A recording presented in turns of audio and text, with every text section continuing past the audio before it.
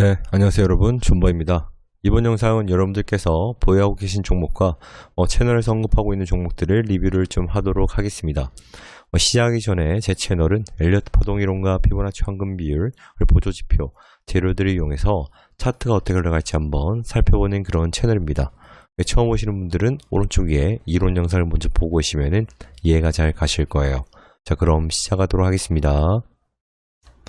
네, 첫 번째는 저희 채널의 주종목인 프레스티지 바이오 파마입니다. 프레스티지 바이오 파마는 저는 전혀 신경 쓰고 있지 않아요. 특히나 계속해서 많이 내렸던 종목에 비해서 스푸트니크 관련으로 한 이제 프레스티지 바이오 파마는 그렇게 심하게 내리진 않았습니다. 특히 오늘도 일단 3만원을 완전 탈하든 못했지만 그래도 어느 정도 이렇게 지켜주는 선에서 지켜주면서 반등이 나오고 있죠. 그렇기 때문에 아직까지는 희망이 저는 있다고 생각을 또 하고 있고요.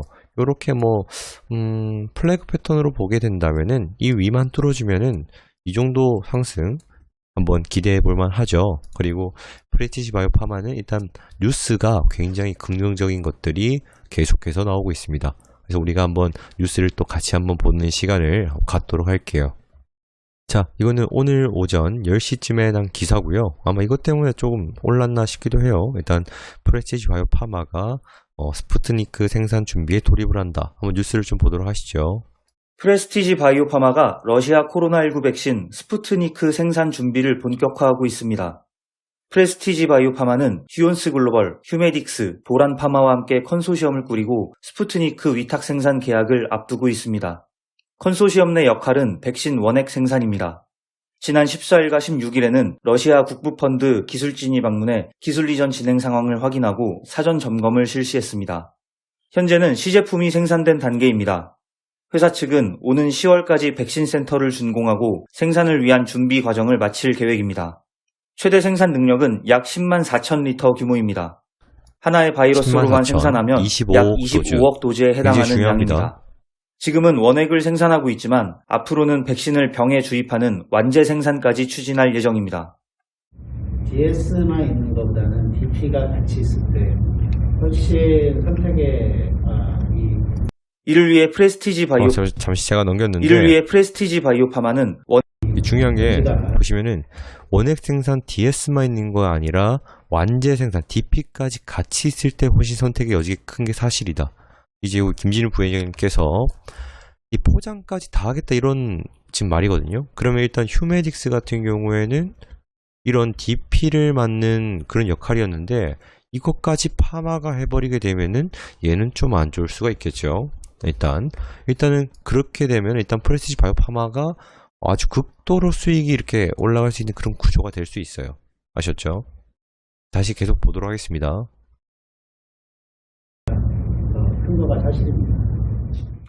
이를 위해 프레스티지 바이오 파마는 원액을 자동 포장하는 최첨단 충진기를 구매하는 등 준비를 이어가고 있습니다. 자, 뉴스는 이렇게 보시면 되고요. 특히나 지금 현재 얘네가 오송 2캠퍼스 부지 내에서 메인 백신 유닛을 이제 건설을 이제 진행 중이긴 해요. 근데 원래 1년이 걸리지만 공사 기간을 약 6개월로 줄여서 결국에는 올 10월 달에 일단은 완공을 또 목표로 하는 것 같습니다. 제가 기존에는 12월쯤에 되지 않을까라고 생각을 했는데 더 땡겨서 10월까지 일단 보고 있습니다. 근데 여기서 스푸트니크가 V랑 라이트가 있습니다. 라이트는 1회 접종 만에 끝나는 거고요. V는 2회 접종입니다. 근데 여기서 이 스푸트니크 V는 굉장히 만들기가 어려워요. 까다롭습니다. 특히 아마 이 이스웹지스가 1차 만드는 것까지는 됐는데 2차가 실패를 했고 이제 라이트로 간다는 게 학계 정설 물어보시면 될 것 같아요. 그리고 일단 프레스티지 바이오 파마는 원액을 생산을 하고요. 일단 첫 번째는 1캠퍼스에 있는 파일럿으로 200리터 규모 배양기를 통해서 시제품이 생산되고 있습니다. 근데 이 러시아에서도 아마 200리터짜리를 쓸 거거든요. 근데 여기서 중요한 거는 얘네들이 가져오는 배양기는 2000리터짜리입니다. 특히 이 10월 달에 완공되는 그 백신 유닛, 메인 백신 유닛이 20,000리터짜리가 일단 8개가 설치가 돼요. 근데 메인은 아니고 8개 설치된 다음에 10월 달에 32기가 들어서면서 최대 생산력이 10만 4천 리터까지 돼요. 그러면은 1차 접종 기준으로 이제 환산을 해보면은 연간 25억에서 26억 도주 이상이 나옵니다. 굉장히 많이 나오죠. 근데 이 시생산이 중요한 게 아니라 제가 뭐라고 말씀드렸죠? 이 배양계가 커지면은 그 뭐 배합하는 그런 비율이나 이런 게 굉장히 중요하기 때문에 어렵다고 들었습니다. 특히 여기 뉴스에도 나와 있듯이 비교적 위탁 생산이 어려운 O형 이제 아데노바이러스 기반 백신 원액 생산이고요. 이게 스푸트니크 V가. 그래서 이게 제조 난도가 굉장히 높다. 그런데 뭐 스푸트니크에서는 뭐 그렇게 대수롭지 큰 무리가 없을 것으로 내다봤다 이렇게 또 얘기를 합니다. 까다로운 것도 인정을 했어요. 그래서 얘네가 완전하게 이제 생산품을 생산하는 게 언제가 될지는 아직까지 잘 모른다는 겁니다. 아셨죠? 그런데 일단 얘는 완제 생산까지 뭐 스푸트니크를 만들 계획이고 이제 그래서 이거는 이를 위해 가지고 의약품 원액을 자동 포장하는 충진기도 구매하기도 했다. 어쨌든 DSS, DP까지 전부 다 파마에서 한다. 이런 내용의 기사라고 보시면 될 것 같습니다. 자, 두 번째는 필리핀에서 1회 접종 러시아 스푸트니크 라이트 백신 긴급 사용 승인이 허가됐다. 이것도 6시 30분에 나온 기사인데 굉장히 중요한 내용이죠. 일단 스푸트니크 관련 기사이기 때문에 이렇게 보시듯이 현재 얘가 주가가 좀 떨어진다고 하더라도 전혀 버릴 필요가 없죠, 여러분. 여러분들 지금 이런 기사를 보면서 특히 델타 변이가 계속해서 올라가고 이제 확진자가 그리고 지금 뭐 백신이 부족하다 말이 많이 나오는 상황에서 이 프레스티지 바이오 파마가 스푸트니크 관련으로 이제 생산을 시작을 하고 그리고 긴급 승인도 나고 특히나 한국 코러스 쪽에서 아마 이 이수 헵시스가 2차에 실패를 했기 때문에 이런 물량까지 얘가 받을 수도 있는 거고 어떻게 될지는 잘 몰라요. 저는 긍정적으로 보입니다. 그리고 차트도 제가 말씀드렸다시피 이렇게 삼각 수렴으로 갈 수도 있는 거고요. 그래서 프레스티지 바이오 파마는 절대 저는 안 버리고 일단은 들고 갈 겁니다. 어떻게 될지는 모르겠으나 일단 재료가 아직 있는 거는 저는 버리는 건 아니라고 생각이 좀 들기 때문에 보는 거고요. 지금 현재 뭐 정보를 투자자는 기관에서 계속 버리고 있어서 뭐 별로 좋지는 않습니다만 외국인 물량 아직 많이 들고 있고 크게 문제될 것 같지는 않습니다. 아셨죠? 그래서 프레스티지 바이오 파마는 그대로 홀딩해서 지켜보도록 하겠습니다. 그래서 여기까지 하도록 하겠습니다. 네, 다음은 영풍입니다. 영풍은 제가 폐배터리 관련 주면서 이제 그 아연 관련 주라고 말씀을 좀 드렸습니다. 얘는 파동은 C 1, 2, 3, 4파고 그리고 얘가 5파가 나올까라는 그런 뭐 생각을 좀 했는데 얘가 아직까지도 이거는 깨진 않았어요. 왜냐면은 요거 자체가 요 라인을 완전히 깨지 않았기 때문에 얘를 뭐 5A1, 5A2, 5A3 이렇게 볼 수도 있는 거고요. 그게 아니라면은 얘 자체가 아직 4파일 수 있습니다. 어떻게?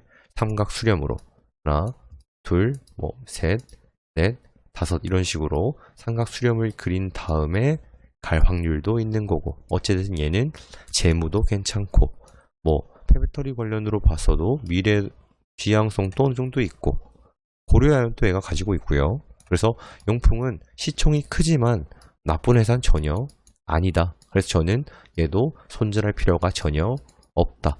특히 바닥 찍고 올라올 수 있는 그런 상황이고 특히나 오늘 캔들을 보더라도 전날 금요일 음봉을 잡아먹는 큰 양봉이 나왔고 거의 마루보주형으로 나왔기 때문에 저는 그대로 홀딩하고 있을 것 같습니다. 특히 오늘은 외국인 기관 전부 다 쌍끌을 했고요.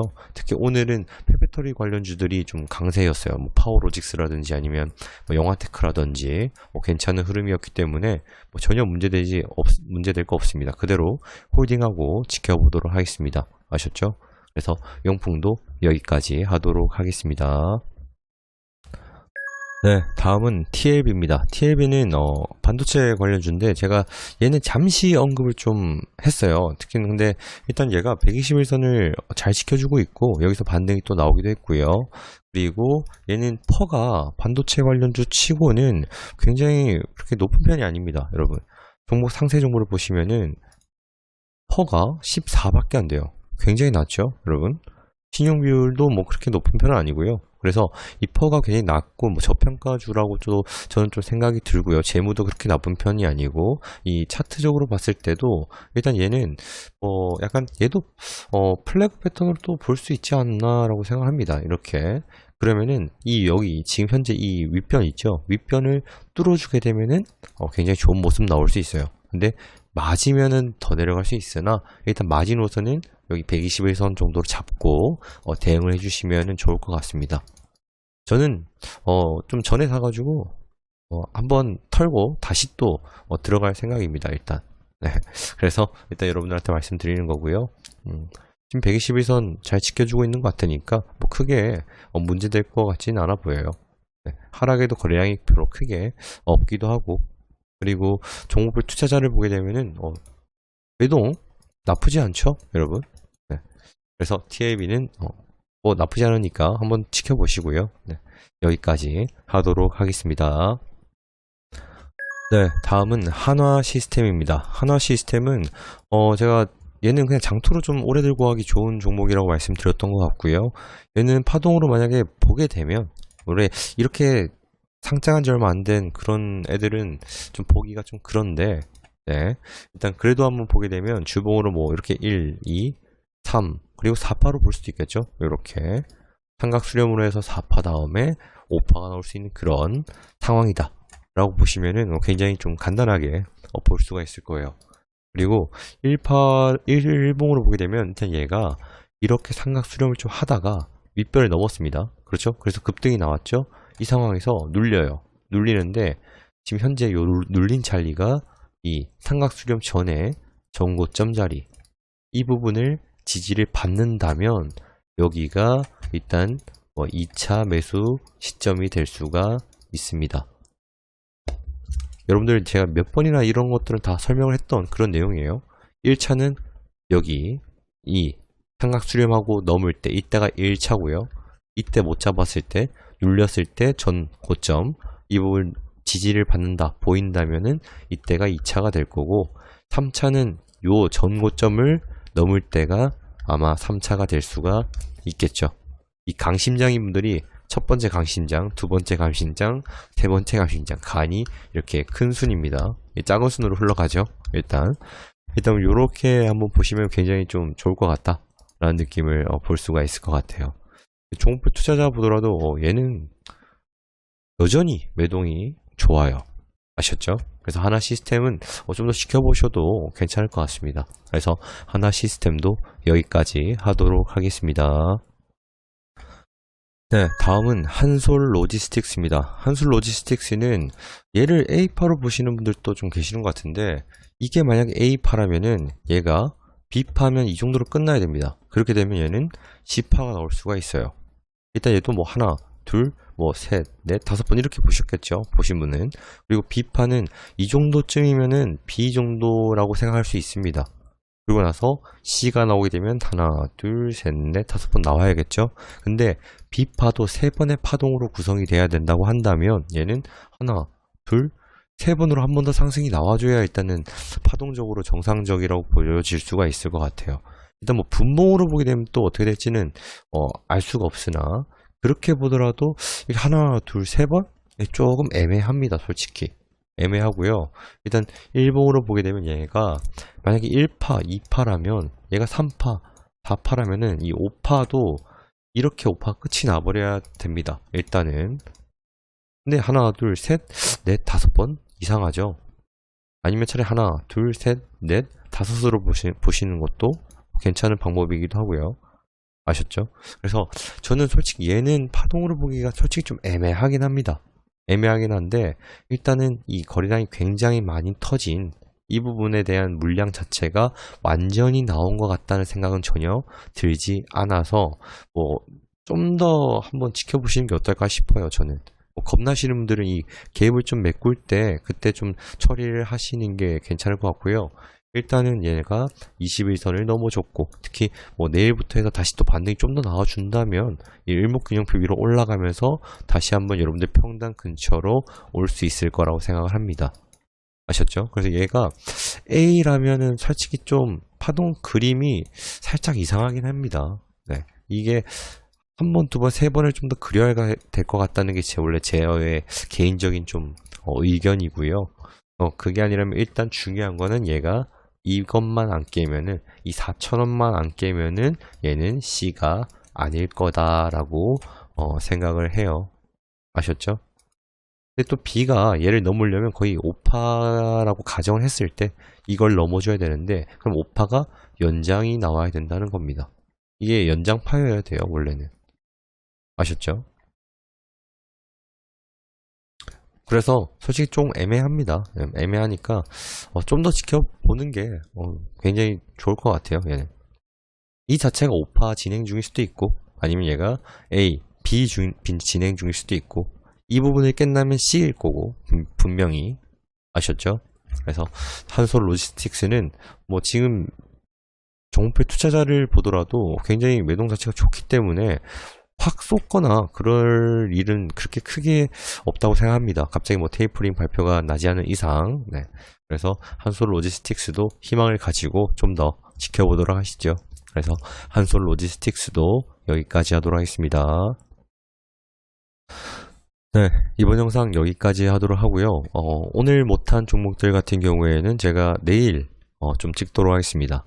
오늘 굉장히 좀 말이 좀 많아가지고 많은 종목을 좀 못했어요. 죄송합니다. 네. 여러분들한테 최대한 좀 자세하게 하려다 보니까 이렇게 시간이 가버려서 그런 거니까 이해를 좀 해주세요. 그래서 이번 영상 여기까지 하도록 하고 영상이 도움이 되셨다면 구독과 좋아요 부탁드리도록 하겠습니다. 감사합니다.